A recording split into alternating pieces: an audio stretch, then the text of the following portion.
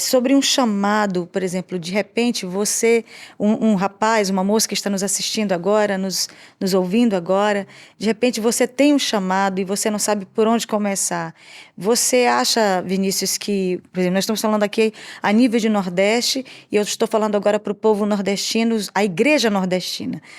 Para começar um chamado, você acha que é possível começar por aí, por Juazeiro, por exemplo?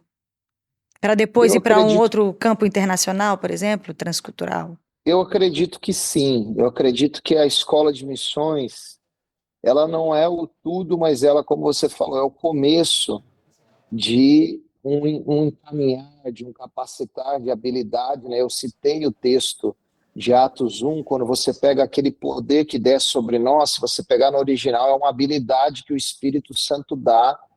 E se você estudar todo o Atos dos Apóstolos, eu também dei aula em Trindade, comecei a dar aula sobre isso aqui, você vai vendo que havia uma habilidade do Espírito Santo para cada situação que aqueles irmãos, que aquela igreja ali em Atos, ela viveu.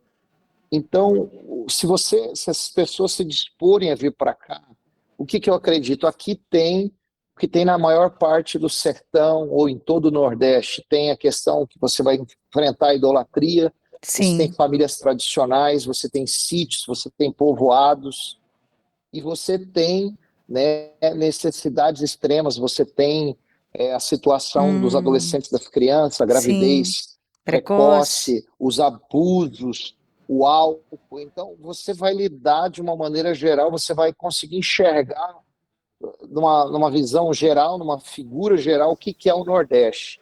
Então, por isso eu acredito que a tua pergunta, se dá para começar aqui, se é bom, eu acredito que é muito bom, porque tanto se você continuar no sertão, nos confins do sertão, onde não tem, por exemplo, cidades do Piauí, cidades do Rio Grande do Norte, cidade do Maranhão, Sim. né, que estão nos ouvindo. Eu tive no interior do Maranhão, em vários lugares que Uhum. necessita mesmo, está clamando por pessoas, né?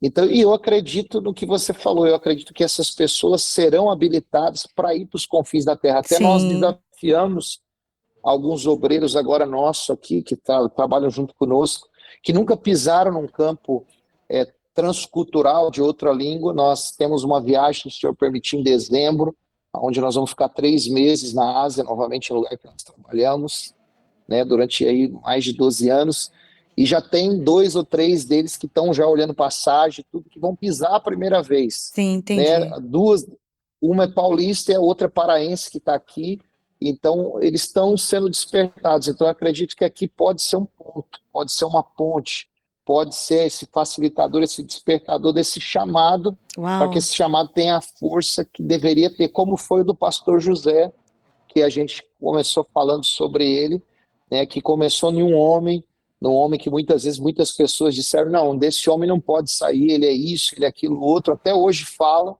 né, criticam, mas ele se dispôs, e hoje são mais de 40 países, Uau.